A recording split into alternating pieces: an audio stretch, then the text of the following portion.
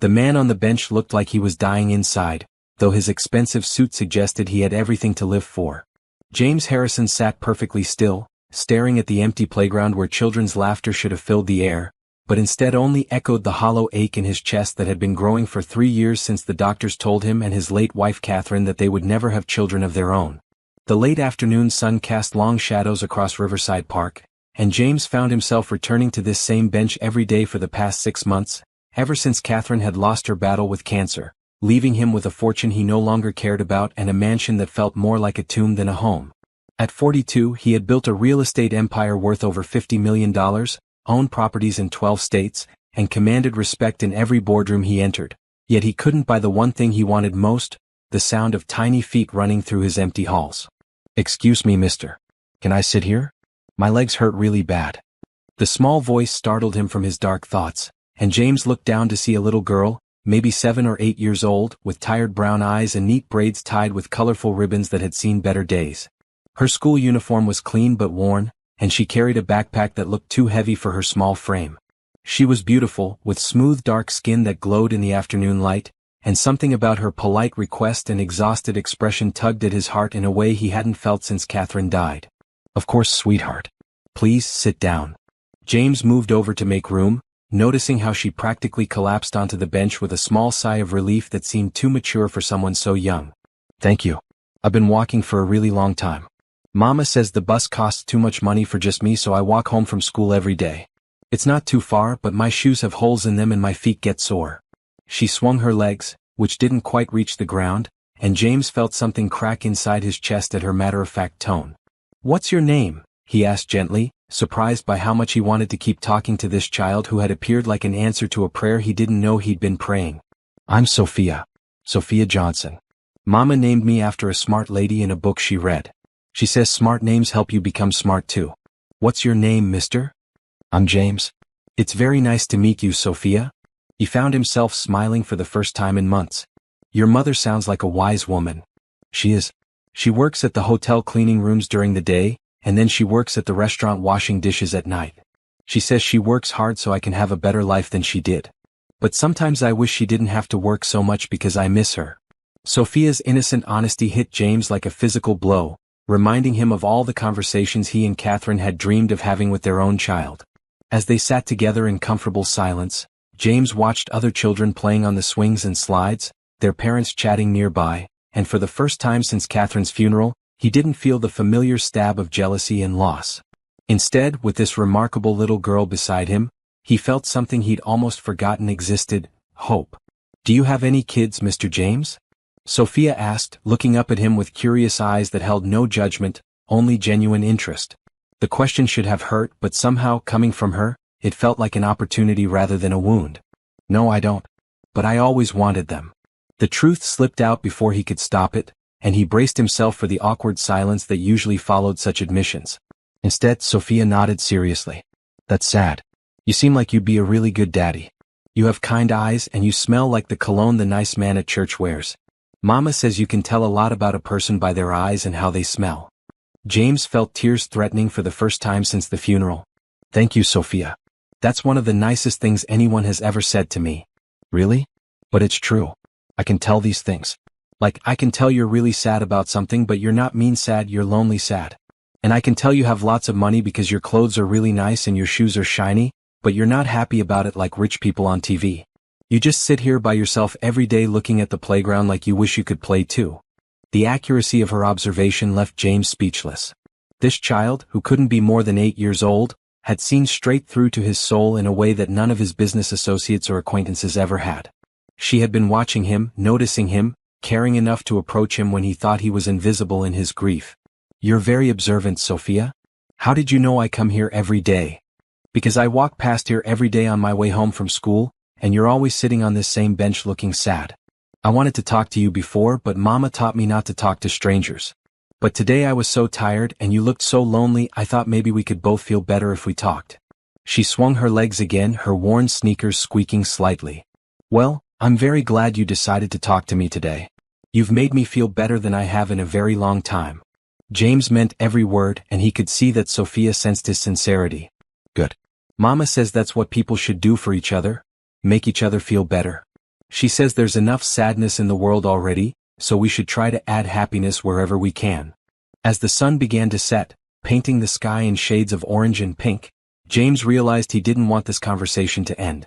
For the first time in months he felt alive, engaged, purposeful. This little girl had reminded him that there was still beauty and innocence in the world, and that maybe, just maybe, he wasn't meant to spend the rest of his life alone. Sophia, would it be okay if I sat here with you again tomorrow when you walk by? I'd like to hear more about your day and maybe tell you about mine. Her face lit up with a smile that could have powered the entire city. Really? You want to be my friend? I would be honored to be your friend, Sophia. That would be so great. I don't have many friends because I can't afford to do things after school like the other kids, and I have to come straight home to do my homework before Mama gets back from her first job.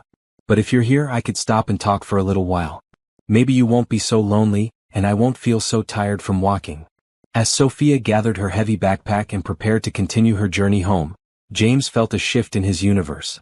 The bench that had become a symbol of his isolation and grief was transforming into something else entirely, a place of connection, hope, and possibility. Same time tomorrow then? He asked, standing to help her with her backpack. Same time tomorrow, Mr. James? Thank you for letting me sit with you and for being so nice. You're going to be a really good friend, I can tell. As James watched her small figure continue down the path, her colorful ribbons bouncing with each step, he felt something he hadn't experienced since Catherine's diagnosis: excitement about tomorrow. For the first time in 6 months he had something to look forward to. Someone who needed him, and a reason to believe that his story wasn't over yet.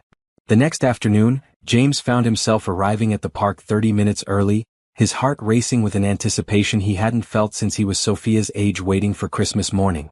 He had spent the entire night thinking about their conversation, replaying every word, every expression, every moment of connection that had brought light back into his dark world. He had also spent considerable time that morning researching the best snacks for children, reading articles about healthy options that would give her energy for her long walk home, and had stopped at the finest grocery store in the city to purchase a selection of items that might bring her joy without seeming inappropriate or overwhelming. When Sophia appeared on the path, her small figure moving slowly under the weight of her backpack, James felt his chest tighten with both affection and concern. How was it possible that in less than 24 hours, this child had become so important to him? He had built his fortune by making calculated decisions, weighing risks and benefits, but nothing about his feelings for Sophia felt calculated. They felt as natural and necessary as breathing. Mr. James, you came back. Sophia's face lit up as she spotted him on their bench, and she quickened her pace despite her obvious fatigue. Of course I came back. I promised, didn't I? James stood up to greet her, noticing that her school uniform looked even more worn in the bright afternoon sunlight, and her shoes were indeed showing signs of serious wear. How was school today? It was good. We learned about butterflies and how they start as caterpillars and then change into something completely different. Mrs. Patterson says it's called metamorphosis, and it's like magic but real. Do you know about butterflies, Mr. James? I do know about butterflies, and your teacher is right, it is like magic. Sometimes the most beautiful things come from the most unexpected changes. James found himself smiling at her enthusiasm, remembering how Catherine used to say that children saw magic everywhere because they hadn't yet learned to stop believing in miracles. That's exactly what I thought. And I told Tommy Henderson that maybe people can have metamorphosis too, like maybe sad people can turn into happy people if something magical happens to them. Sophia climbed onto the bench beside him, settling in with the easy familiarity of an old friend. The innocence of her statement hit James with unexpected force. Could it be that simple? Could meeting this remarkable child be his metamorphosis, his transformation from the broken man he had become into someone who could experience joy again? I think you might be right about that, Sophia. I think you might be very wise for someone so young. James reached into the bag beside him, pulling out a small box of trail mix with nuts, dried fruits, and a few chocolate pieces. I brought you a snack for your walk home. I hope that's okay. Sophia's eyes widened with delight and surprise. For me?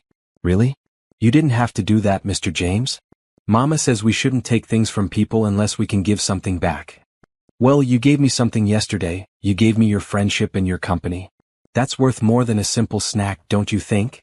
Sophia considered this seriously, her small brow furrowed in concentration. I guess that makes sense. Mama always says friendship is the most valuable thing you can share with someone. Thank you, Mr. James.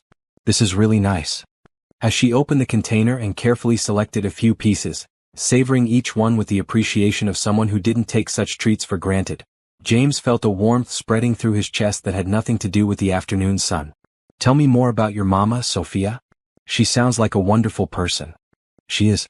Her name is Rebecca, and she's the prettiest mama in the whole world. She has the same eyes as me, and she sings when she cooks dinner, even when she's really tired. She teaches me things every night after homework, like how to count money and how to read the big words in her books. She says education is the key to having choices in life. Your mama sounds very smart. How long has she been working 2 jobs? For as long as I can remember. She says it's just temporary until she can finish her college classes, but she's been saying that for a really long time. She goes to school online at night after I go to bed, but sometimes I hear her typing on her computer really late. She wants to be a nurse because she says nurses help people feel better, and that's what she likes to do. James felt his heart breaking and soaring at the same time. Here was a woman raising a remarkable daughter while working herself to exhaustion, pursuing an education, and still teaching her child about kindness and wisdom. It reminded him of the stories his own mother used to tell about his grandmother, who had worked multiple jobs during the Depression to keep her family fed and housed. That sounds really hard, working and going to school at the same time. Yeah, sometimes Mama falls asleep at the kitchen table with her books open. I try to wake her up so she can sleep in her real bed, but she's really tired. I wish I could help her more, but she says my job is to be a kid and do good in school. She says someday when I'm grown up, I can help other kids like me. What do you want to be when you grow up, Sophia? I want to be a teacher like Mrs. Patterson, or maybe a doctor like the nice lady who gave me my shots last year, or maybe I could help Mama with her nursing when she becomes a nurse. I want to do something that helps people because Mama says that's the best way to live, helping other people. The more James learned about Sophia and her mother, the more amazed he became. Despite their financial struggles, despite the exhaustion and the challenges, they had created a life filled with love, purpose, and hope. It was everything he had money but couldn't buy, everything he had lost when Catherine died. You know, Sophia, I run a company that builds houses and buildings for people. Sometimes I wonder if I'm really helping people or just making money.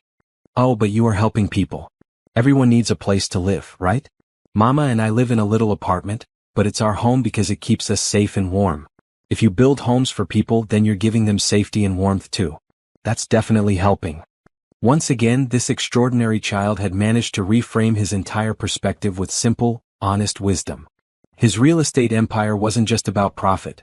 It was about providing the fundamental human need for shelter, for a place to belong. I never thought about it that way. Thank you for helping me see that. You're welcome.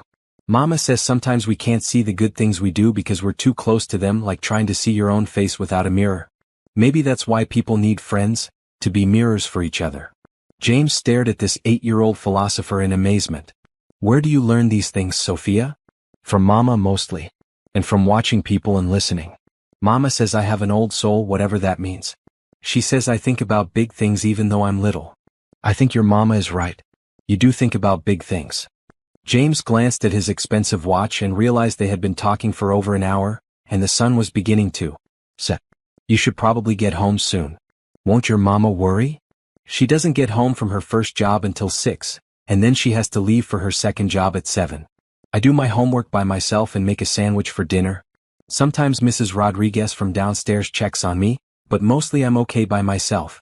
I'm pretty responsible for my age. The casual way she described her evening routine broke James's heart. No child should have to spend every evening alone, doing homework and making their own dinner while their parent worked multiple jobs just to survive. It wasn't fair, it wasn't right, and suddenly James knew what he wanted to do with his wealth and his time. Sophia, would it be okay if I brought you dinner tomorrow? Just something simple, nothing fancy. I hate to think of you eating a sandwich alone every night. That's really nice, Mr. James, but Mama might not like that. She's very careful about strangers and gifts and things. She says people don't usually give things without wanting something back, and we don't have anything to give back. What if I told you that your friendship is exactly what I need? What if spending time with you is the gift you're giving me? Sophia considered this with her characteristic seriousness. Well, when you put it that way, it does sound fair. But maybe you should meet Mama first so she knows you're a good person and not someone dangerous. That's a very smart idea. Your mama raised you to be careful, and that shows how much she loves you. She loves me more than anything in the whole world. She tells me every single day, even when she's really tired or stressed about money. She says love doesn't cost anything, so she can give me as much as I want. As Sophia gathered her things and prepared to leave, James felt the now familiar reluctance to see her go. Their conversations had become the brightest part of his days, the thing that got him out of bed in the morning and gave him something to look forward to each afternoon. Same time tomorrow, Sophia? Same time tomorrow, Mr. James? And thank you for the snack and for being such a good listener. Mama says listening is one of the most important things friends can do for each other. As he watched her walk away, James felt a sense of purpose awakening in him that had been dormant since Catherine's death. He had spent months focusing on his loss, his emptiness, his inability to have children. But maybe the universe had a different plan. Maybe instead of the biological family he and Catherine had dreamed of, he was meant to find family in an unexpected way. That night, for the first time in 6 months, James went to bed excited about tomorrow, and for the first time since the funeral, he dreamed about the future instead of the past. 3 weeks into their daily meetings, James had transformed from a grief-stricken widower into a man with purpose. Every morning he woke up thinking about what he could bring Sophia that day, not expensive gifts that might make her mother uncomfortable, but simple things that would make her long walk home a little easier and her evening a little brighter. He had learned her favorite subjects in school, math and reading, her favorite color, purple like the flowers that grew in the park, and her biggest worry, that her mama worked too hard and never had time to rest. He had also learned that Sophia was incredibly bright, reading at a level far above her grade, and that she had never been to a movie theater, a zoo, or an amusement park because there was never money for such luxuries. Mr. James, guess what happened at school today? Sophia ran toward their bench with more energy than usual, her backpack bouncing against her small frame. Tell me everything, James said, patting the space beside him that had become her spot. Today he had brought her a small container of fresh fruit salad and a bottle of water, along with a paperback book he thought she might enjoy. Mrs. Patterson says I might be able to skip to 4th grade next year because I'm reading 4th grade books already. She says I'm academically advanced, which means I'm really smart. Mama's going to be so proud. That's wonderful news, Sophia. I'm proud of you too. Your mama is raising a brilliant daughter. Thank you. Mrs. Patterson also said that if I keep working hard, I might be able to get a scholarship to a good school when I'm older. She explained that a scholarship means someone pays for your education because you're smart and deserve a chance. Wouldn't that be amazing? Mama wouldn't have to worry about paying for my school anymore. James felt his chest tighten with emotion. Here was a child who already understood that her intelligence could be her ticket to a better life, who was already thinking about how to ease her mother's burden. It was heartbreaking and inspiring at the same time. I think you could achieve anything you set your mind to, Sophia. You have something special, not just intelligence but wisdom and kindness too. Really? Sometimes I feel different from the other kids at school. They talk about things like family vacations and birthday parties and stuff I've never done. But Mama says being different isn't bad, it just means I'm learning different lessons. Your mama is absolutely right. The lessons you're learning about hard work, gratitude, and caring for others are more valuable than any vacation or party. As Sophia settled beside him and opened the fruit salad with her usual careful appreciation, James noticed she seemed more tired than usual. Her normally bright eyes had dark circles underneath, and she moved with the sluggish energy of someone who wasn't getting enough sleep. Are you feeling okay today, sweetheart? You look a little tired. I'm okay. Mama had to work late at the restaurant last night because someone didn't show up, so she didn't get home until really late. I tried to stay awake to make sure she got home safe, but I fell asleep on the couch waiting for her. She carried me to bed, but I didn't sleep very well after that. I worry about her walking home so late by herself. James felt a surge of protectiveness so strong it surprised him. The thought of Rebecca walking home alone through the city streets in the middle of the night, exhausted from hours of physical labor, while her 8-year-old daughter waited up in worry, was unbearable. How often does your mama have to work that late? A few times a week, depending on if people don't show up or if they're really busy. She doesn't like it because she knows I worry, but she says she can't turn down the extra hours because we need the money. She's trying to save up for a car so she won't have to take the bus everywhere, but cars cost a lot of money. James had an idea forming in his mind, but he knew he had to be careful. Sophia's mother had every right to be suspicious of a wealthy stranger who had suddenly taken an interest in her daughter, and he didn't want to overstep any boundaries or make them uncomfortable. Sophia, I've been thinking. You've been such a good friend to me these past few weeks, and I was wondering if maybe I could meet your mama sometime. I'd like to thank her for raising such a wonderful daughter, and maybe I could help her understand that I'm a safe person for you to talk to. Sophia's face lit up with excitement, then quickly shifted to concern. I would love for you to meet Mama, but she's always working or going to school or sleeping. When would you have time to meet her? Well, what if I came by when she picks you up from school one day? Or maybe I could meet her here in the park when she has a little free time? That's a good idea. Maybe on Saturday afternoon? That's the only time Mama doesn't work and she usually does laundry and grocery shopping, but maybe she could come to the park for a little while. She likes to sit outside when she can because our apartment doesn't have very good windows. Saturday afternoon sounds perfect. Do you think she would be okay with that? I think so. I've told her all about you, about how nice you are and how you bring me snacks and listen to my stories. She says she's curious about the man who has made me so happy lately. She noticed I've been smiling more and talking about my friend Mr. James all the time. The idea that he had made Sophia happy enough for her mother to notice filled James with warmth. He had spent so many months feeling useless, like his life had no purpose or meaning, but this remarkable child had given him something precious. The knowledge that he could make a difference in someone's life. I'm glad I make you happy, Sophia. You make me happy too, happier than I've been in a very long time. Really? Even though I'm just a kid and I can't buy you nice things or take you to fancy places? Especially because you're you. The nicest thing anyone can offer is their friendship, their time, and their company. You've given me all of those things and they're worth more than anything money can buy. Sophia beamed at this, then grew thoughtful. Mr. James, can I ask you something kind of personal? Of course, sweetheart. You can ask me anything. Why don't you have a family? You're so nice and you smell good and you have kind eyes and lots of money. Seems like lots of ladies would want to marry you. James felt the familiar ache in his chest, but somehow with Sophia, even the painful questions felt safe to answer. I was married to a wonderful woman named Catherine. We wanted to have children but we found out we couldn't. Then Catherine got very sick and died about 6 months ago. I've been very sad and lonely since then. Oh, Mr. James, I'm so sorry. That must hurt so much. Did you love her a whole lot? I loved her more than anything in the world. Like how Mama loves me? Yes, exactly like that. Sophia was quiet for a moment, processing this information with her characteristic seriousness. You know what I think? I think Catherine would be happy that you found me to be friends with. I think she would want you to not be lonely anymore. The simple wisdom of her words hit James like a physical blow. Catherine would want him to be happy, to find purpose and connection again. She had always said that love wasn't meant to die with a person, but to keep growing and spreading to others who needed it. I think you might be right about that, Sophia.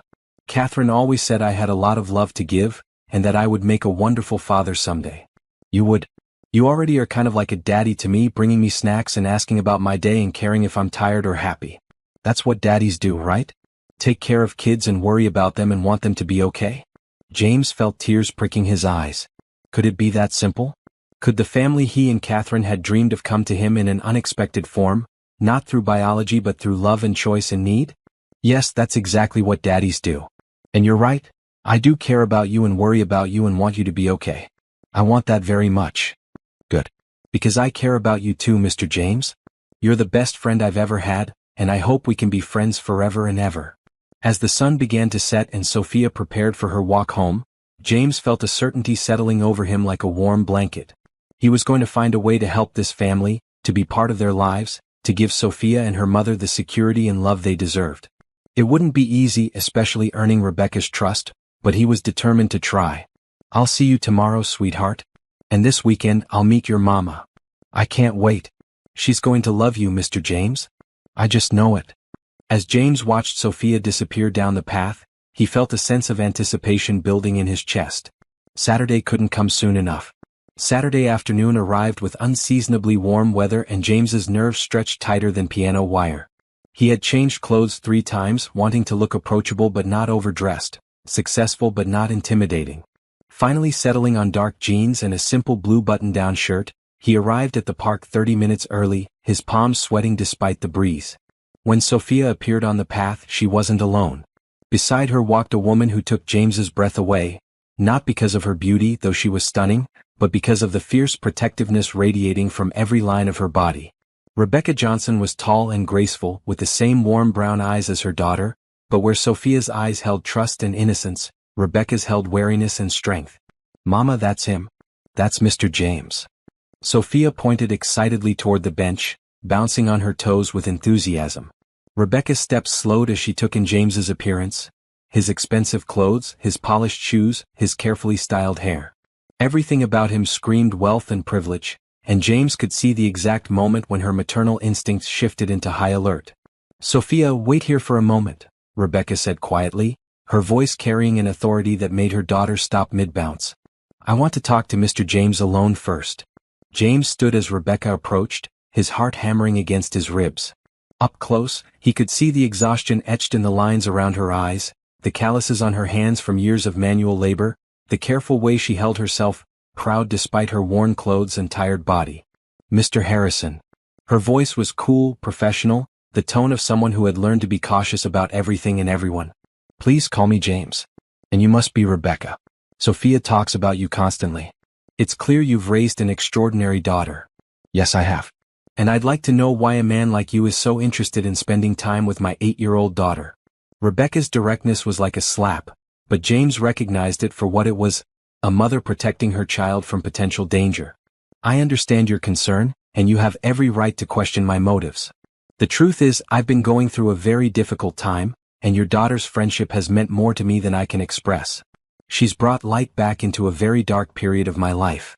That's a lot of responsibility to put on a child's shoulders." "What kind of dark period are we talking about?" Rebecca's arms were crossed, her stance defensive, and James knew he was being evaluated with the sharp eyes of a woman who had learned not to trust easily. "My wife died 6 months ago. We had been trying to have children for years, but we discovered we couldn't.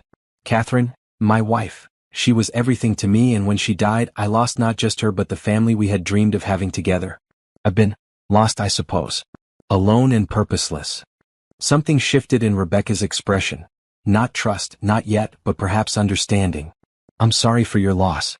But that still doesn't explain why you've chosen to focus on my daughter." "I haven't chosen anything. 3 weeks ago I was sitting on that bench feeling like my life was over when Sophia asked if she could sit down. She was tired from her long walk home and she was so polite, so genuine. We started talking, and for the first time since Catherine died I felt human again." "So you've been buying her affection with snacks and gifts?" The accusation stung because James could see how it might look from the outside. "I brought her snacks because she told me she was hungry and tired from her walk. I brought her books because she mentioned loving to read. Nothing I've given her costs more than $10, and I only did it because I wanted to make her day a little brighter." "And what do you want in return?" "Nothing. Just her friendship. Just the chance to hear about her day and watch her face light up when she talks about something she learned at school. Just the privilege of being someone she trusts enough to talk to." James's voice broke slightly on the last words, and he saw Rebecca's eyes widen with surprise. "You're serious? You really don't want anything from her?" "I want to be in her life, yes. I want to be someone she can count on, someone who cares about her education and her dreams and her happiness. But I don't want to take anything from her or from you. I want to give." Rebecca was quiet for a long moment, studying his face with intense concentration. "Sophia told me you're wealthy." "Yes, I am. I own Harrison Real Estate. I'm financially comfortable. And you have no children of your own." "No. As I said, my wife and I couldn't have children." "So what exactly are you proposing here, Mr. Harrison? That you adopt my daughter? That you play daddy to her because you couldn't have your own kids?"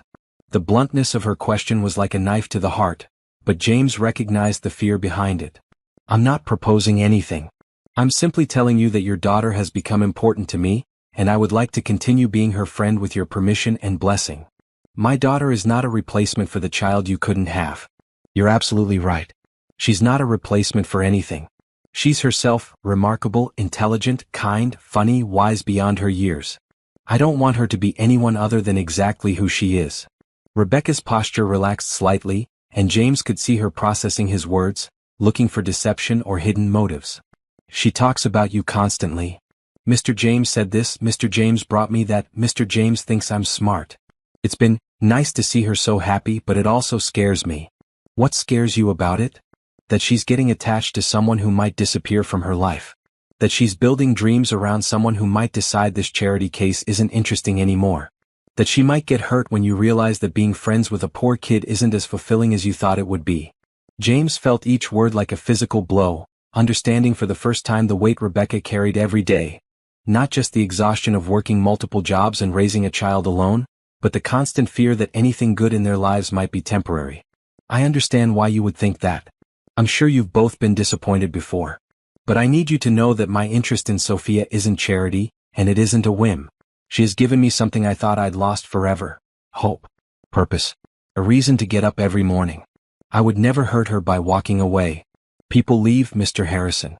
They make promises they can't keep, they get bored, they find something better. I've learned not to count on anyone except myself. You're right. People do leave sometimes. But not everyone leaves and not all promises are broken. I lost the most important person in my world 6 months ago, and I know what it feels like to have someone ripped away from you. I would never do that to Sophia. Rebecca studied his face for another long moment, then glanced toward her daughter, who was sitting on the grass nearby, picking dandelions and stealing worried glances at their conversation. She's all I have in this world, Rebecca said quietly. Everything I do, every choice I make, every sacrifice I make is for her. I work 16-hour days so she can have a better life than I did. I go without things I need so she can have school supplies and decent clothes. I don't date, I don't go out with friends, I don't have hobbies or interests outside of her and my education because she has to come first. She knows how much you love her. She talks about you with such pride and admiration. You're raising an incredible daughter. I'm trying. But it's hard doing it alone. It's hard being everything to someone, mother, father, provider, teacher, friend. Sometimes I worry that I'm not enough, that she's missing out on things I can't give her. James saw his opening and took it carefully. What if you didn't have to do it alone? What if there was someone who wanted to help, not because they pitied you or wanted to take over, but because they cared about both of you? I don't take charity, Mr. Harrison. I'm not offering charity. I'm offering friendship, partnership, family if you'll let me. Rebecca's eyes widened with shock. Family? I know how this sounds. I know we just met, and I know you have every reason to be suspicious of my motives. But the truth is, in 3 weeks, your daughter has become more important to me than anyone in my life except my late wife. She has reminded me what it means to care about someone else's happiness more than your own. And what exactly are you suggesting? I'm suggesting that maybe we could all help each other. Sophia gets a father figure who adores her and wants to support her dreams.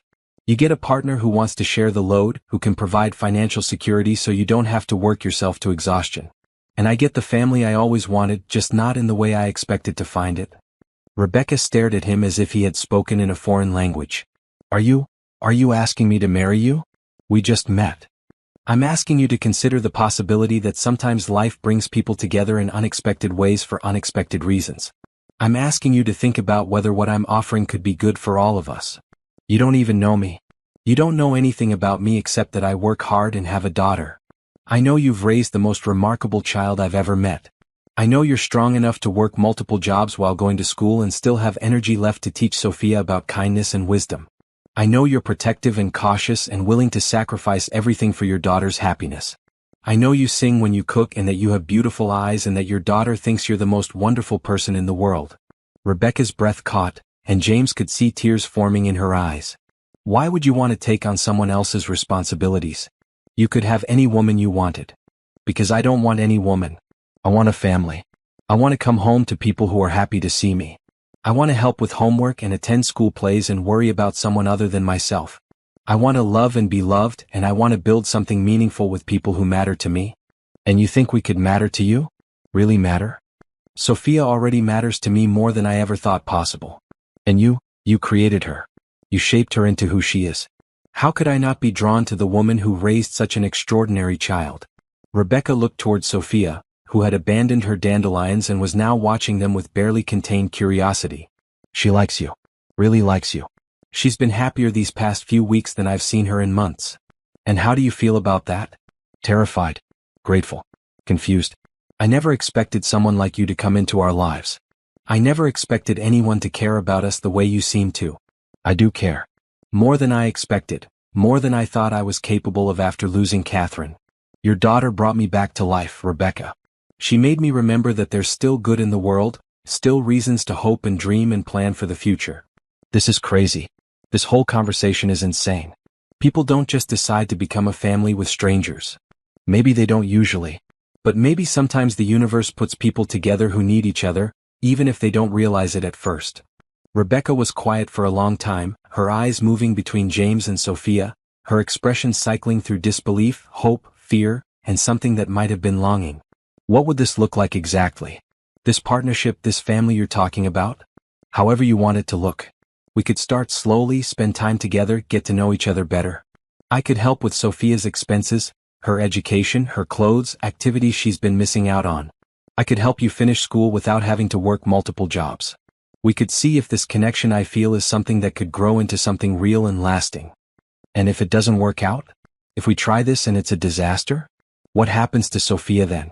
She's already attached to you. Then we figure it out together. But Rebecca, I need you to understand something. I'm not going anywhere. Whether this works out romantically or not, I want to be in Sophia's life. I want to help her achieve her dreams and reach her potential. That's not going to change. You really mean that? I really mean that. She's already like a daughter to me. That feeling isn't going away. Rebecca took a deep breath, then another, her hands trembling slightly. I need time to think about this. This is the biggest decision I've ever had to make, and it's not just about me. Of course. Take all the time you need. I'm not going anywhere. Can I ask you something? Anything. Why didn't you just find someone your own age, someone without baggage, someone who could give you biological children? James considered the question seriously. Because I don't want someone without baggage. I want someone who has lived and struggled and grown and fought for what matters to them. I want someone who understands that the most important things in life aren't easy to come by. And as for children... He looked toward Sophia, who was now braiding grass into a small crown. I used to think I needed biological children to feel complete. But watching Sophia these past few weeks, caring about her happiness and her future, I realized that love doesn't come from DNA. It comes from choice, from commitment, from showing up every day and putting someone else's needs before your own. Rebecca's eyes filled with tears and she quickly wiped them away. She deserves someone who will choose her like that. She already has someone who chooses her every day, you. I just want to be another person who makes that choice, who sees how incredible she is and wants to help her shine. Mama. Mr. James. Can you come see what I made? Sophia's voice carried across the grass, breaking the intensity of their conversation. Rebecca looked at James, something shifting in her expression. We should go see what she made. As they walked toward Sophia together, James felt a tentative hope blooming in his chest. It wasn't acceptance, not yet, but it was a beginning. And sometimes, beginnings were all you needed to build something beautiful. 2 weeks after their first meeting, Rebecca found herself doing something she hadn't done since Sophia was a baby. She was taking a sick day from work to spend time with her daughter and James at the zoo. It felt strange and wonderful and terrifying all at once, especially since James had quietly arranged to cover her lost wages without making a big deal about it. Mama, look. The penguins are swimming just like you taught me in the bathtub. Sophia pressed her face against the glass of the penguin exhibit, her breath fogging the surface as she watched the graceful birds glide through the water. They are swimming just like that, Rebecca laughed, feeling lighter than she had in years. She glanced at James, who was watching Sophia with such obvious adoration that it made her chest tight with emotion. Can we go see the elephants next? Mrs. Patterson said they're the smartest animals besides people, and I want to see if they really can remember everything like she said. Whatever you want to see, sweetheart, James said, consulting the zoo map. We have all day. All day. When was the last time Rebecca had been able to say those words? When was the last time she hadn't been rushing from one job to another, one obligation to the next? She watched James crouch down to Sophia's level, showing her the map and letting her choose their route, and felt something warm unfurling in her chest. Over the past 2 weeks, James had become a constant presence in their lives, but in the most unobtrusive way possible. He had shown up at the park faithfully every afternoon to walk Sophia home, carrying her heavy backpack and listening to her chatter about her day. He had quietly arranged for groceries to be delivered to their apartment, claiming he had won them in a contest at work. He had offered to help Sophia with her math homework when Rebecca had to work late, sitting patiently at their kitchen table and celebrating each correct answer like it was a major victory. Most importantly, he had kept his promises. Every single one of them. Rebecca, are you okay? You look like you're thinking about something serious. James had fallen into step beside her as they walked toward the elephant exhibit, Sophia skipping ahead of them with boundless energy. I'm just processing. This is the first time I've been to a zoo since I was Sophia's age. The first time I've taken a whole day off work just for fun. It feels almost wrong to be this happy. Why would happiness feel wrong? Because happiness has always been temporary in my life. Good things don't last, people leave, circumstances change. I've learned not to get too comfortable with joy because it hurts more when it's taken away. James stopped walking, gently touching her arm to stop her too.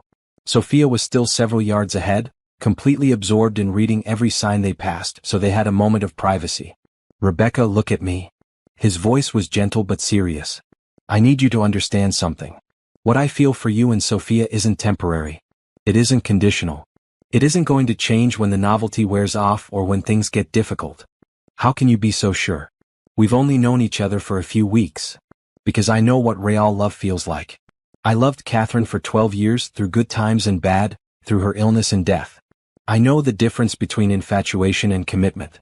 What I feel for your daughter is the same fierce, protective love I would feel for my own child. And what I'm feeling for you." He paused, his eyes searching her face. "It's growing stronger every day." Rebecca felt her heart skip, but fear immediately followed. "James, I care about you too. More than I expected, more than I probably should. But I need you to understand what you're signing up for here. I'm not just a woman with a child. I'm a woman with very little money, very little education, very little to offer someone like you." "Someone like me?" "Someone successful, wealthy, sophisticated. Someone who could have any woman he wanted." "You're right. I could probably date women with more money, more education, more social connections. But I don't want any of those women. I want the woman who raised Sophia. I want the woman who works 2 jobs and goes to school at night because she refuses to give up on her dreams. I want the woman who sings while she cooks and teaches her daughter about kindness and wisdom and gratitude." "Mama." "Mr. James. The elephants are doing something really cool." Sophia's voice interrupted them, and they hurried to catch up with her. For the next hour, they watched elephants paint with brushes held in their trunks, feed giraffes from elevated platforms, and laugh at the antics of playful monkeys. Rebecca found herself relaxing in a way she hadn't since, well, maybe ever. Watching James with Sophia was like seeing a masterpiece being painted. Every interaction, every shared laugh, every patient answer to her endless questions added another stroke to the picture of the father Sophia had never had but desperately deserved. "I'm getting hungry," Sophia announced as they passed the zoo's cafe.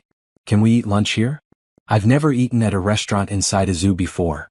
"Of course we can," James said immediately. "What sounds good to you?" As they sat at a picnic table sharing overpriced zoo food that tasted like the best meal Rebecca had ever eaten, she watched James cut Sophia's sandwich into small pieces and pour her juice into a cup with a lid, anticipating her needs like he'd been caring for her for years rather than weeks.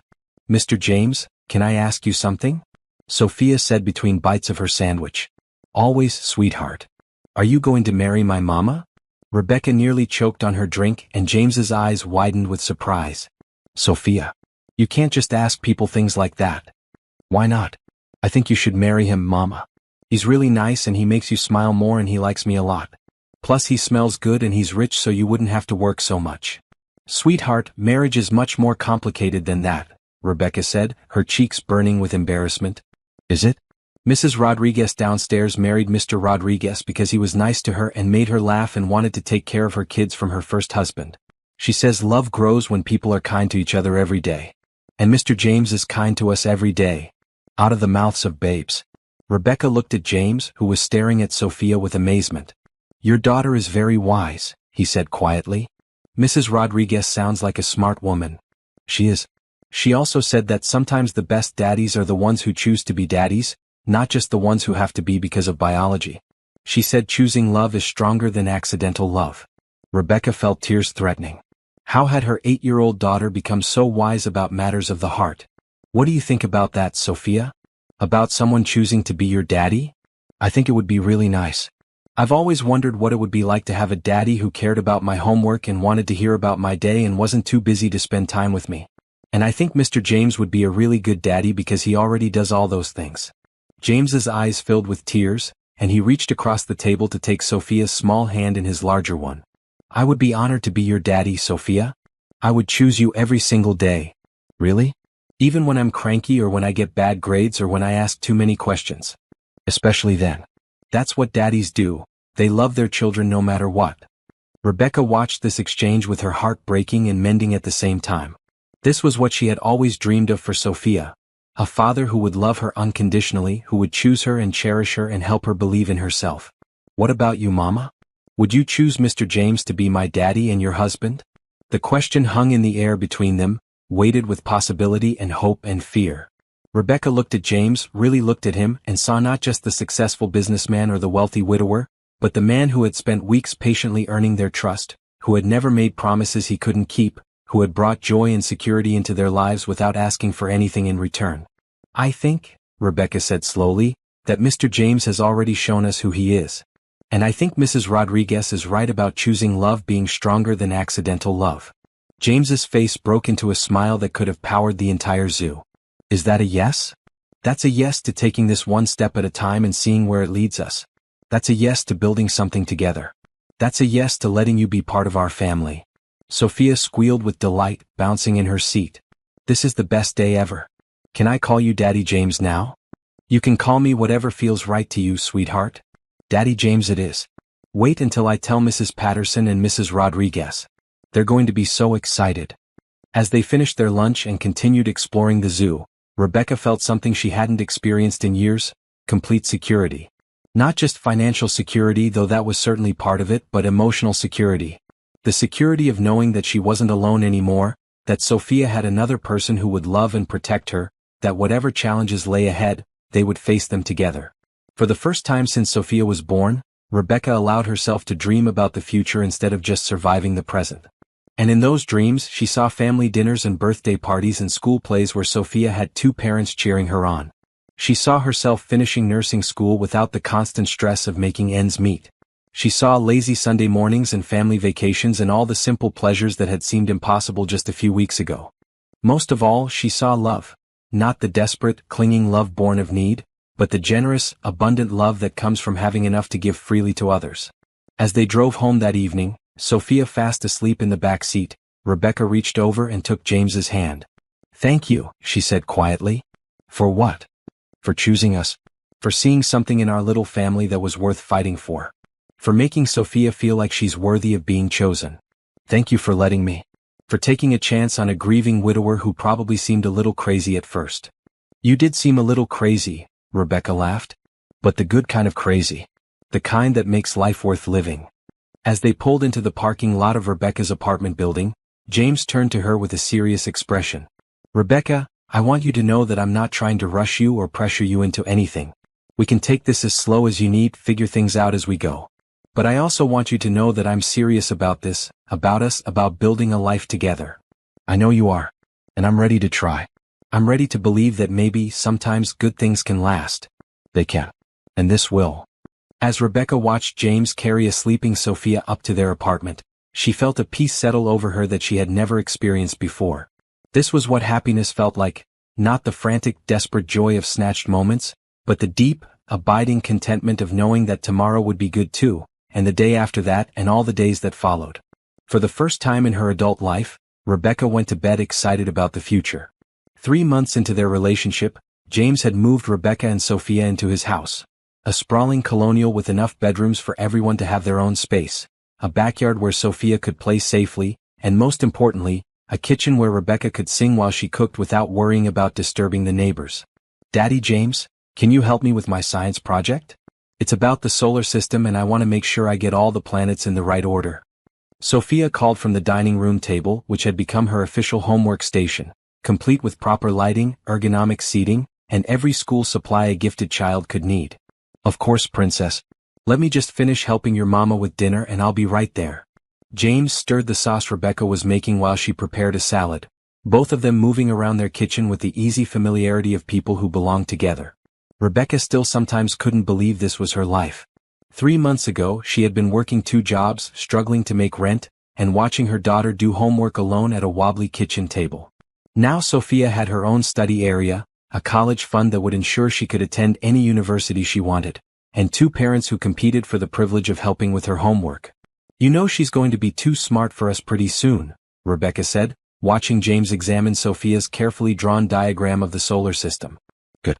That's exactly what we want. Though I have to admit, her questions are already making me feel pretty stupid sometimes.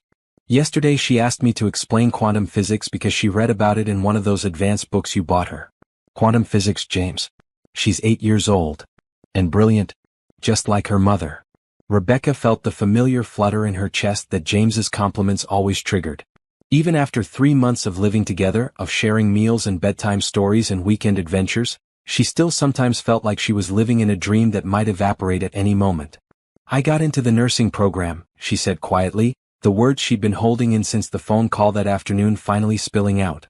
James dropped his spoon, sauce splattering on the stove. Rebecca. That's incredible. When do you start? Fall semester. It's a 2-year program and I'll be able to go full-time now that I don't have to work. The reality of it still felt surreal. 4 years, nursing school had been a distant dream, something she would pursue, someday, when circumstances allowed. Now, thanks to James's support, someday had become now. I'm so proud of you. Catherine always said that nurses were angels in scrubs and she was right. You're going to be amazing at it. The mention of Catherine still sometimes caught Rebecca off guard, not because she felt jealous of James's late wife, but because she felt humbled by the comparison. Catherine had been college-educated, sophisticated, James's social and economic equal. Sometimes Rebecca wondered if she would ever feel worthy of the love James had given so freely to both her and Sophia. Do you think Catherine would approve? Of us, I mean. Of you loving another woman's child as much as you loved her? James turned from the stove to face her fully, his expression serious. Rebecca, Catherine and I talked about adoption many times when we realized we couldn't have biological children. She always said that love makes a family, not genetics. She would be thrilled to know that I found you and Sophia, that I get to experience the joy of being a father after all. Even though we're not what you two originally planned? You're better than what we planned.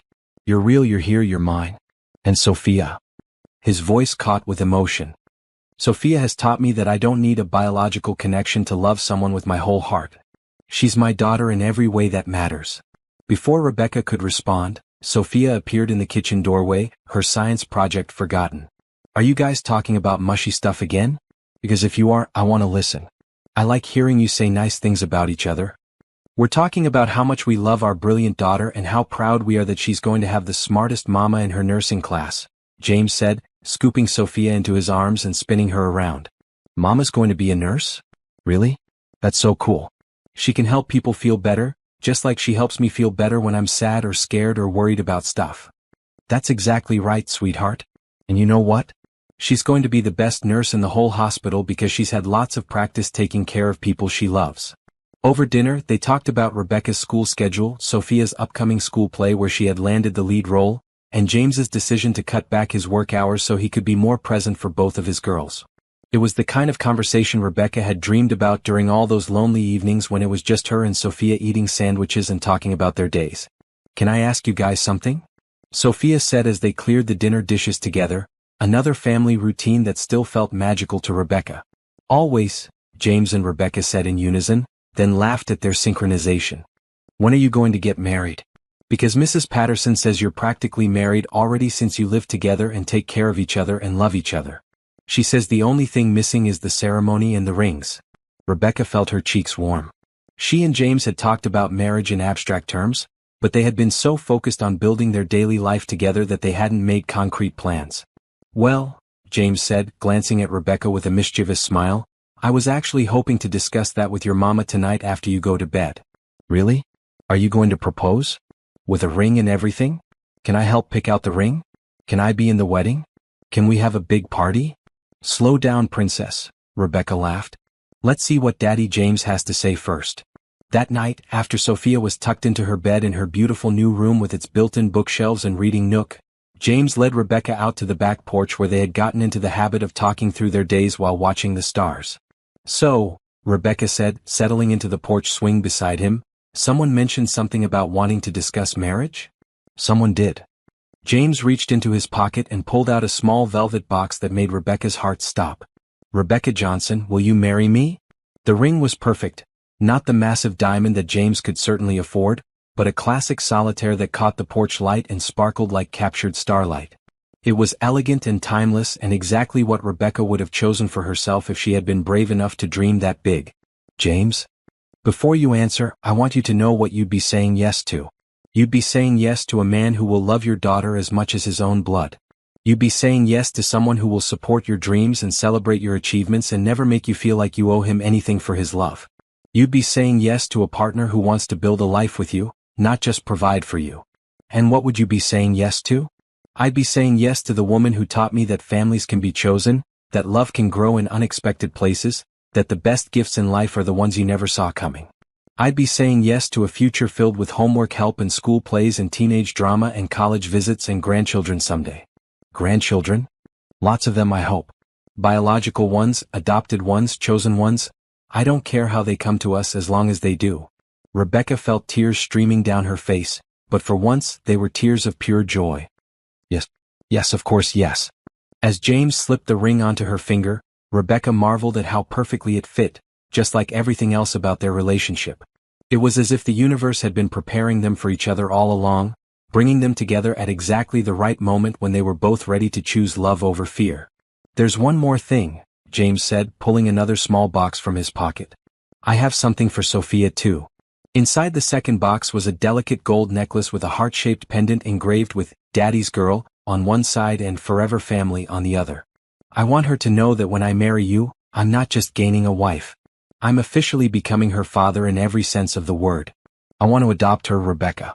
I want her to have my name and my legal protection and the absolute certainty that I will be her daddy for the rest of her life. Rebecca was crying too hard to speak, so she simply threw her arms around James and held him tight, marveling at how safe and complete she felt in his embrace. Is that a yes to the adoption too? That's a yes to everything. To marriage, to adoption, to building a family together, to believing that sometimes fairy tales do come true. Should we tell Sophia now or wait until morning? Are you kidding? If we don't tell her right now, she'll never forgive us. She's probably lying awake in bed waiting to hear news. Sure enough, when they knocked on Sophia's bedroom door, they found her sitting up in bed with a book in her lap, clearly too excited to sleep. Well, she demanded before they could say a word. Are we going to be a real family now? We're already a real family, sweetheart, Rebecca said, sitting on the edge of the bed. But yes, Daddy James and I are going to get married.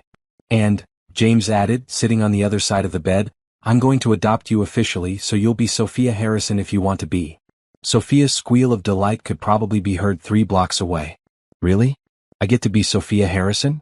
And you'll really truly be my daddy forever and ever? Forever and ever, James confirmed, fastening the necklace around her neck. Nothing will ever change that. This is the best day of my whole entire life.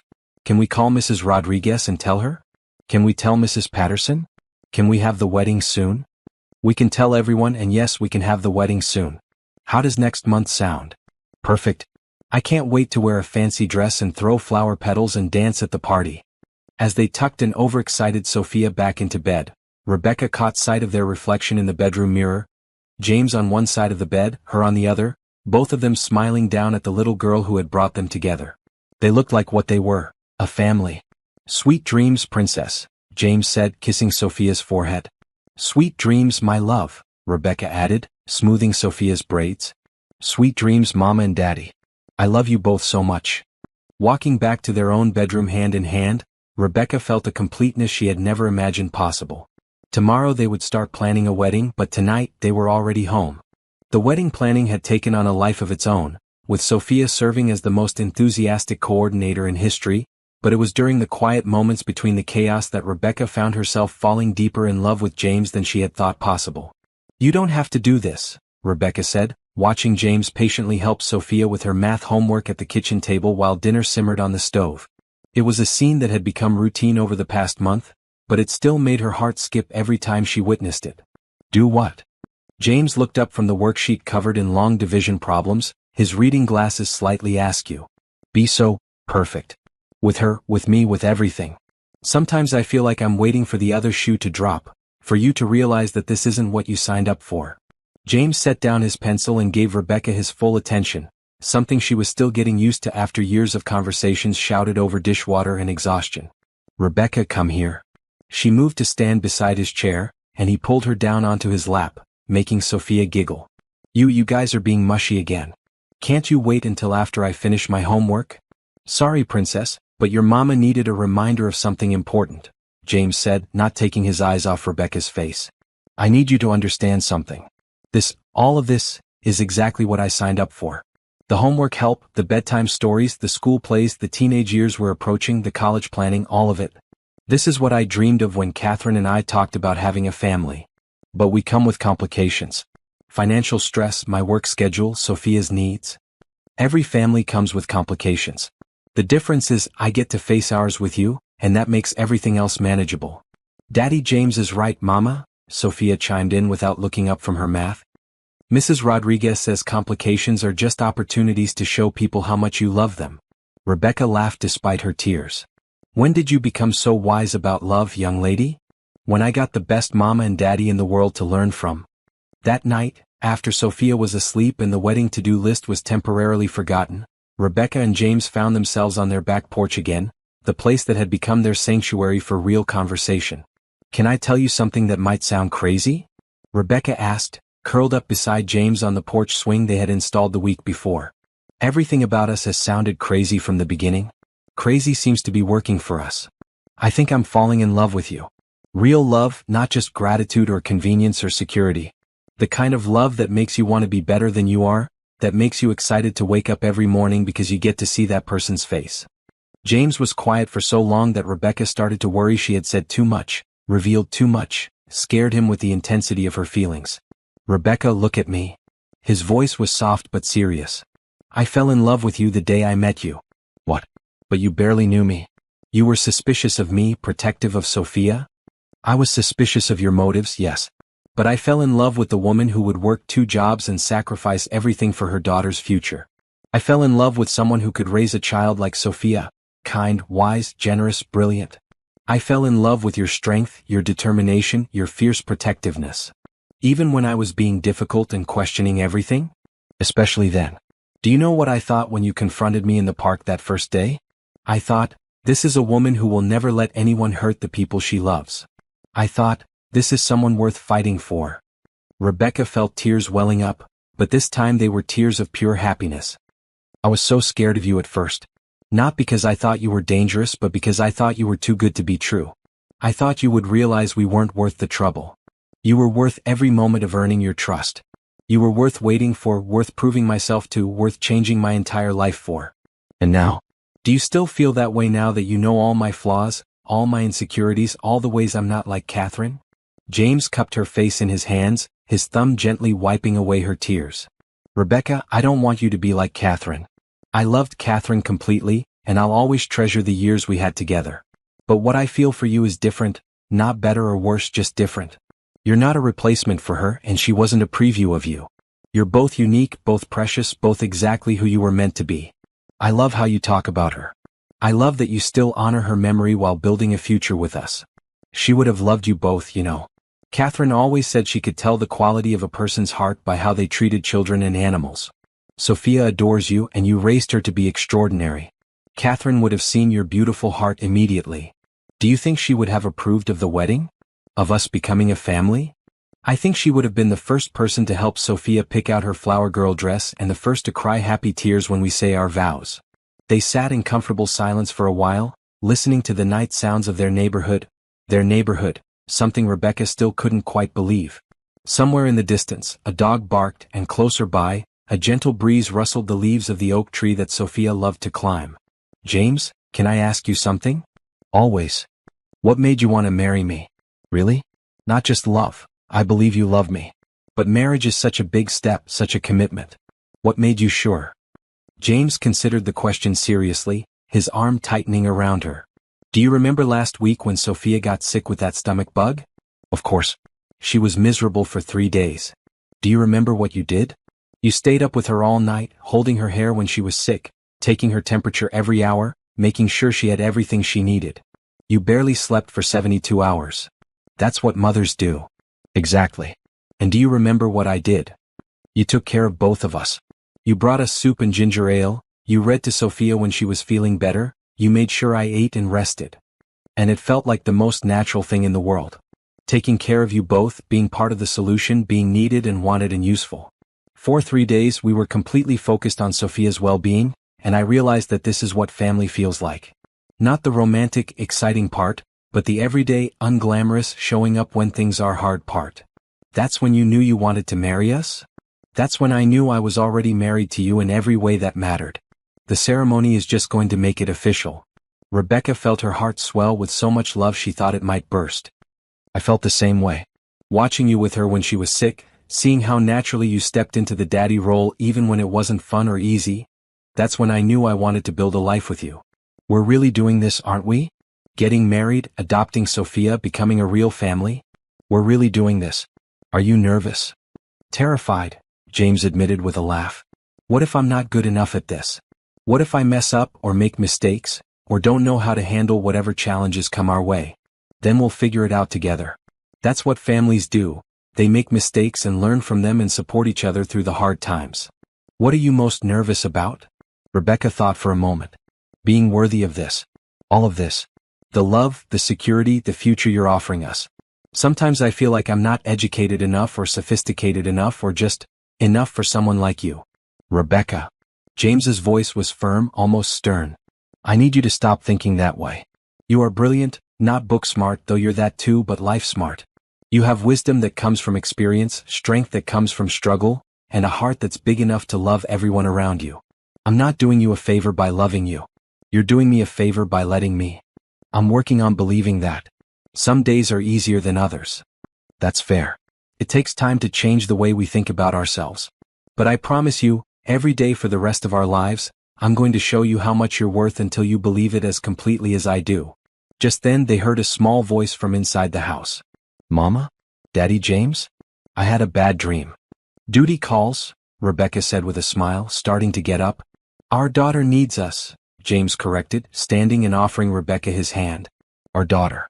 Those words still sent shivers of joy through Rebecca every time she heard them. They found Sophia standing in the hallway, rubbing her eyes and clutching her favorite stuffed animal, a worn teddy bear named Mr. Buttons that James had carefully repaired when one of his arms started coming loose. What was the dream about, sweetheart? Rebecca asked, kneeling down to Sophia's level. I dreamed that this was all pretend, that I woke up and we were back in the old apartment and Daddy James was gone and everything went back to the way it was before. Rebecca's heart broke a little. Even with all the security and love they had built, Sophia still sometimes worried that it could all disappear. Oh, princess, James said, scooping her into his arms. This isn't pretend. This is real and it's forever. Even when we're all old and gray and you have children of your own, I'll still be your daddy and this will still be your home. Promise? I promise. Do you want to know how I can be so sure? Sophia nodded against his shoulder. Because next month, when your mama and I get married, I'm going to stand up in front of all our friends and family and make promises to both of you. I'm going to promise to love you and take care of you for the rest of my life. And when someone makes promises like that in front of people they care about, those promises become even stronger. Like a magic spell? Exactly like a magic spell. A spell that means we'll always be a family no matter what. Can I sleep with you guys tonight? Just to make sure the magic is working? Rebecca and James exchanged a look over Sophia's head. They had been working on getting her comfortable sleeping in her own room, but tonight felt like an exception was warranted. Just for tonight, Rebecca said. But no kicking Daddy James in your sleep like last time. I can't help it if he takes up too much room in the bed. As they settled into bed with Sophia safely tucked between them, Rebecca marveled at how right this felt. A year ago, she had been a single mother struggling to make ends meet, convinced that romantic love was a luxury she couldn't afford. Now she was lying in bed with her fiancé and their daughter, planning a wedding, preparing for nursing school, and dreaming about the future with genuine excitement instead of anxiety. Mama? Daddy James? Sophia's voice was sleepy but content. Yes, sweetheart. I'm really glad you found each other. I think you were supposed to be together all along, and maybe you just needed me to help you find each other. Rebecca felt James's hand find hers across Sophia's small body, his fingers intertwining with hers in the darkness. I think you might be right about that, princess, James whispered. I think you might be exactly right.